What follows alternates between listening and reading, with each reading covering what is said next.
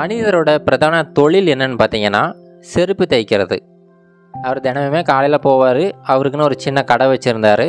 அந்த கடையில் போயிட்டு மக்களோட இந்த காலணிகள் இது எல்லாத்தையுமே சரி செய்கிறது, பழுது பார்க்குறது தான் இவருடைய பிரதான தொழிலாக பண்ணிக்கிட்டு இருந்தார். அவருடைய கடை எங்கே இருந்துச்சுன்னு பார்த்தீங்கன்னா ஒரு பெரிய திரையரங்கம். அந்த திரையரங்கத்தோட முன்னாடி அவருடைய கடையை அமைச்சிருந்தார். அங்கே தான் மக்கள் அதிகமாக போயிட்டு வருவாங்க. அதனால் எப்படியுமே இவருக்கு தினமும் ஒருத்தர் 2 பேர் அவருடைய செருப்பை தைக்கிறதுக்கு கொடுப்பாங்க. இதன் மூலமாக தான் இவர் வருமானம் ஈட்டிக்கிட்டு இருந்தார். ஒரு சமயம் அங்கே ரொம்ப அதிகமாக மழை பெய்துக்கிட்டு இருந்துச்சு. அந்த மழை காரணமாக மக்கள் நடமாட்டம் ரொம்ப குறைவாக இருந்துச்சு. ஆனால் அவ்வளோ அடர் மழையில் கூட இந்த மனிதர் அவருடைய கடையை மூடாமல் யாராவது வருவாங்க அப்படிங்கிற நம்பிக்கையில் ரொம்ப நேரமாக காத்துக்கிட்டே இருக்கார். காலையிலிருந்தே மழை ஆரம்பிச்சிருச்சு.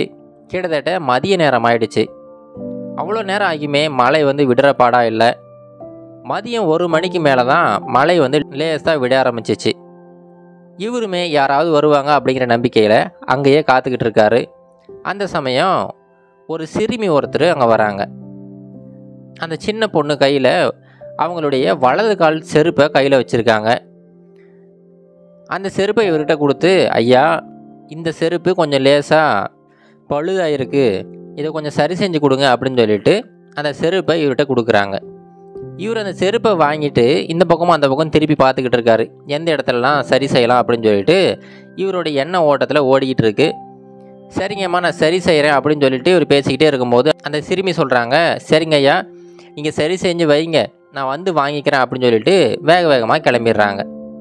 இவர் அந்த செருப்பை சரி செய்கிறதுக்கு இவ்வளோ காசு ஆகும் அப்படின்னு சொல்லலான்னு சொல்லிட்டு தலையை உயர்த்தி பார்க்குறாரு.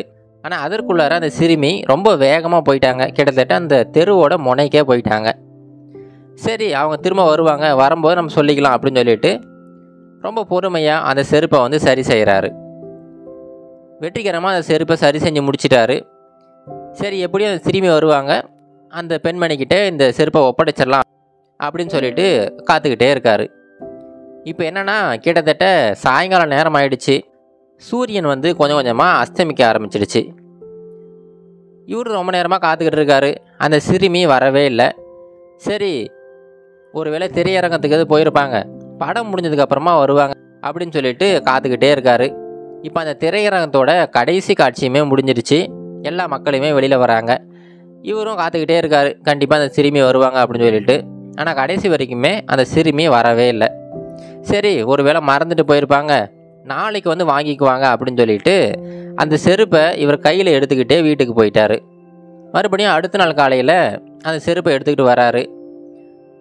எப்பவும் போல் காத்துக்கிட்டே இருக்கார். ஆனாலுமே அந்த சிறுமி வரவே இல்லை. சரி என்ன பண்ணுறது அப்படின்னு சொல்லிட்டு மறுபடியும் வீட்டுக்கு எடுத்துகிட்டு போகிறாரு. இது தினமுமே வாடிக்கையாக செய்ய ஆரம்பிச்சிட்டாரு. தினமும் காலையில் வரும்போது அந்த செருப்பை எடுத்துக்கிட்டு வருவார், திரும்ப போகும்போது அந்த செருப்பை எடுத்துக்கிட்டு போயிடுவார். எப்போயாவது அந்த சிறுமி கண்டிப்பாக வருவாங்க அப்படிங்கிற நம்பிக்கையில் தினம் எடுத்துகிட்டு போயிட்டு வந்துக்கிட்டே இருந்தார். ஒரு சமயம் அவருடைய வீட்டில் அந்த செருப்பை வச்சுருந்தார். அப்போது இவருடைய மனைவி அந்த செருப்பை எடுத்து பார்க்குறாங்க. என்ன ஒரு செருப்பு மட்டும் இருக்குது அப்படின்னு சொல்லிட்டு எடுத்து பார்க்குறாங்க. அந்த செருப்பு பார்த்திங்கன்னா அவ்வளோ அழகாக இருக்குது. நிறைய கற்கள்லாம் அங்கங்கே பொறிக்கப்பட்டிருக்கு. பார்க்குறதுக்கே அவ்வளோ கவர்ச்சிகரமாக சிகப்பு நிறத்தில் இருக்குது அந்த செருப்பு. சரி இவங்களுக்கு ஆசை வந்துருச்சு, சரி இந்த செருப்பை போட்டு பார்க்கலாமே அப்படின்னு சொல்லிட்டு. ஆனால் கையில் எடுக்கும்போது பார்த்திங்கன்னா அது ஒரு சின்ன பொண்ணோட செருப்பு தான். அதனால் ரொம்ப சின்னதாக தான் இருந்துச்சு. சரி காலில் போடலாமே அப்படின்னு சொல்லிட்டு அவங்க காலை உள்ளே நுழைக்கிறாங்க. ரொம்ப ஆச்சரியப்படும் விதமாக அந்த சின்ன செருப்பு இப்போ கொஞ்சம் பெருசாகிடுச்சு. இவங்க காலுக்கு பொருந்துகிற மாதிரி அதோடய சைஸ் அதிகரிச்சிருச்சு. இவங்களுக்கே ரொம்ப ஆச்சரியம்தான். அவங்க காலில் மாட்டிக்கிட்டு இந்த பக்கம் அந்த பக்கம் திரும்பி பார்த்துக்கிட்டே இருக்காங்க, எவ்வளோ அழகாக இருக்குது அப்படின்னு சொல்லிட்டு. அந்த சமயம் இந்த மனிதர் அவங்கள பார்த்துட்றாரு. பார்த்துட்டு அவங்க மனைவியை திட்ட ஆரம்பிச்சிடுறாரு. ஏம்மா அப்படி பண்ணுற, இது நம்மளை நம்பி ஒரு பெண்மணி கொடுத்துட்டு போயிருக்காங்க, மறுபடியும் அவங்கக்கிட்ட இதே மாதிரி ஒப்படைக்கணும், அதுவும் அது ஒரு சின்ன பொண்ணோட செருப்பு, அதை போய் இவங்க காலில் போடுறியே, அந்த செருப்பு அருந்துராதா அப்படின்னு சொல்லிட்டு திட்டிக்கிட்டு இருக்காரு. ஆனால் இவங்களுடைய மனைவி சொல்கிறாங்க, அதெல்லாம் ஒன்றும் இல்லைங்க, இங்கே பாருங்கள் அந்த செருப்பு கையில் பார்க்கும்போது சின்னதாக இருந்துச்சு, ஆனால் நான் காலில் மாட்டினோடனே என்னுடைய காலுக்கு தகுந்தாப்புல அதோட சைஸ் அதிகரிச்சிருச்சு, நீங்களே பாருங்களேன் அப்படின்னு சொல்லிட்டு கூப்பிட்டு காட்டுறாங்க. அவர் பார்க்குறாரு. அவருக்கே ரொம்ப ஆச்சரியம்தான், எப்படி இது சாத்தியம் அப்படின்னு சொல்லிட்டு யோசிச்சுக்கிட்டே இருக்காரு. சரி பரவாயில்லம்மா கொடு அப்படின்னு சொல்லிட்டு அந்த செருப்பை வாங்கிக்கிட்டாரு. எப்பவும் போல் அந்த செருப்பை எடுத்துக்கிட்டு அவர் கடைக்கு போயிட்டார். இப்போ இவங்களுடைய மனைவி எல்லாருக்கிட்டையும் சொல்ல ஆரம்பிச்சிட்டாங்க, இந்த மாதிரி என்னுடைய கணவர்கிட்ட ஒரு அதிசய செருப்பு இருக்குது, அந்த செருப்பு பார்க்குறதுக்கு ரொம்ப சின்னதாக இருக்குது, ஆனால் என்னுடைய கால்லேயே பொருந்திருச்சு. அவங்களுடைய காலோட அகலத்தை பொறுத்து அது வந்து தானாகவே அதோடைய அளவை வந்து அதிகரிச்சுக்குது அப்படின்னு சொல்லிட்டு சொல்கிறாங்க. இந்த விஷயம் காட்டுத்தீ மாதிரி அங்கே இருக்கிற எல்லா மக்களுக்குமே பரவிடுச்சு. கொஞ்ச நாளில் பார்த்தீங்கன்னா ஒவ்வொருத்தராக இவருடைய கடைக்கு வர ஆரம்பித்தாங்க. வரவங்க எல்லாருமே அவங்களுடைய செருப்பை பழுது பார்க்குறதுக்கெல்லாம் வரலை.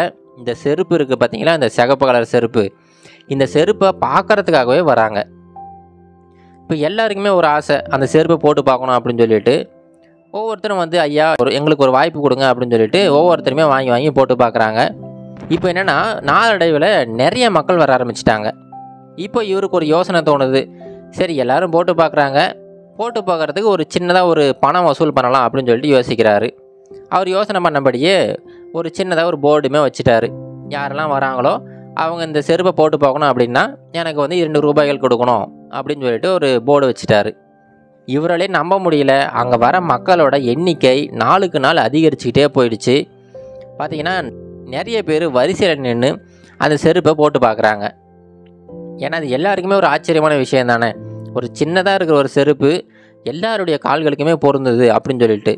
இப்போ என்னென்னா அந்த 1 வயசு குழந்தை அந்த செருப்பை போட்டால் கூட அந்த செருப்பு வந்து ரொம்ப சுலபமாக பொருந்திடுச்சு. அந்த செருப்பு யார் காலை வச்சாலுமே அவங்களுடைய கால்களுக்கு தகுந்தாப்புல அதோடைய அளவை அதிகரிச்சுக்குது, இல்லைன்னா சின்னதாக்கிடுது. அப்படியே ஒரு சில வருடங்களில் பார்த்தீங்கன்னா இவர் நிறைய பணம் சம்பாதிச்சிட்டாரு, புதுசாக வீடு கட்டிட்டாரு, அவருடைய கடையை வந்து மேலும் பிரம்மாண்டமாக பெரிய கடையாக கட்டிட்டாரு. அவருக்கு தேவையான செல்வங்கள் எல்லாமே அவருக்கு சேர ஆரம்பிச்சிருச்சு.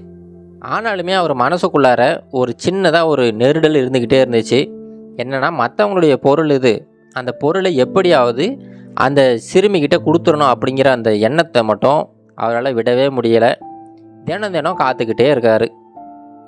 இப்போ என்னாச்சுன்னா கிட்டத்தட்ட 30 வருடங்கள் ஆயிடுச்சுங்க. 30 வருடம் ஆயிடுச்சு. ஆனாலுமே அந்த சிறுமியை இவரால் பார்க்கவே முடியல. அந்த சிறுமி இந்நேரம் வளர்ந்து பெரிய பெண்மணியாக மாறியிருப்பாங்க. ஆனால் இவர் மனம் தளரவே இல்லை, இன்னுமே காத்துக்கிட்டே தான் இருக்கார், எப்படியாவது அந்த பொருளை ஒப்படைச்சிடணும் அப்படின்னு சொல்லிட்டு. இப்போ இவருக்கு ரொம்ப வயசாகிடுச்சு, தள்ளாடி தான் நடக்கிறாரு. ஒரு கட்டத்தில் அவரால் நடக்கக்கூட முடியல, வீட்டில் படுத்த படுக்கை ஆகிட்டார். அந்த சமயத்தில் கூட இவர் மனசில் நம்ம சாகிறதுக்குள்ளேயாவது இந்த செருப்பை அதோட உரிமையாளர்கிட்ட ஒப்படைச்சிடணும் அப்படின்னு சொல்லிட்டு யோசிச்சுக்கிட்டு இருக்காரு. அந்த சமயம் மறுபடியும் ஒரு அடர் மழை பெய்யுது. அந்த மழையில் இவங்க வீட்டு கதவை யாரோ தட்டுறாங்க. யார் என்ன அப்படின்னு சொல்லிட்டு விசாரிக்கிறாரு.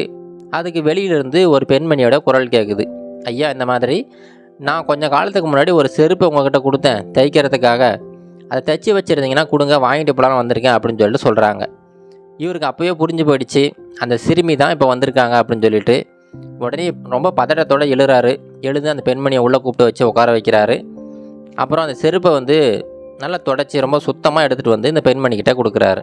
அந்த செருப்பை கொடுத்துட்டு அந்த பெண்மணிக்கிட்ட சொல்கிறாரு, இங்கே பாருமா, இது வந்து சாதாரண செருப்பு மாதிரி எனக்கு தெரியல, இது ரொம்ப அதிசய செருப்பாக இருக்குது, இது யாருடைய கால்களுக்கு வேணாலும் பொருந்தது, இதை வச்சுக்கிட்டு தான் நான் வந்து இவ்வளோ சொத்துக்களை சம்பாரிச்சிருக்கேன், இந்த சொத்துக்கள் எல்லாமே உனக்கு சேர வேண்டியது தான் அப்படின்னு சொல்லிட்டு எல்லா சொத்துக்களுமே அந்த பெண்மணிக்கிட்ட கொடுக்கறதுக்கு இவர் வந்து ஆசைப்படுறாரு.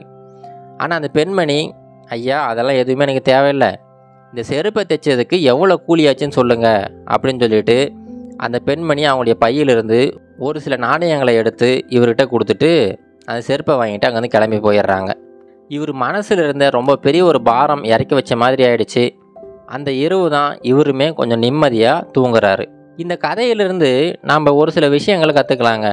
முதல் விஷயம் என்னென்னா, அவ்வளோ அடர் மழையில் கூட அந்த மனிதர் மனம் தளராமல் அவருடைய கடையை திறந்து வச்சுருந்தார். கண்டிப்பாக யாராவது ஒருத்தங்க அவங்களுடைய செருப்பு தைக்கிறதுக்கு வருவாங்க அப்படிங்கிற நம்பிக்கையில். இரண்டாவது, மற்றவங்க பொருளை எப்படியாவது அவங்கக்கிட்ட ஒப்படைச்சிடணும் அப்படிங்கிற நம்பிக்கையில் கிட்டத்தட்ட 30 வருடங்களுக்கு மேலே அவர் காத்துக்கிட்டு இருந்திருக்காரு. அவர் நினச்சிருந்தா அந்த செருப்பு அப்போவே வேறு யாருக்காவது கொடுத்துருக்கலாம், இல்லை அதை வந்து தேவையில்லாமல் இருக்குது அப்படின்னு சொல்லிட்டு அவர் அப்போவே தூக்கி போட்டிருக்கலாம். ஆனால் 30 வருடங்களாகியுமே அந்த பொருளை அவங்கக்கிட்ட ஒப்படைச்சிட்டாரு. இது போல் தாங்க நம்ம வாழ்க்கையிலுமே நாம் நாணயமாகவும் நம்பிக்கையாகவும் இருந்தோம்னா கண்டிப்பாக நம்மளுடைய வளர்ச்சி ரொம்ப அசுர வேகத்தில் இருக்கும். அந்த வளர்ச்சியை யாராலையுமே தடுக்க முடியாது.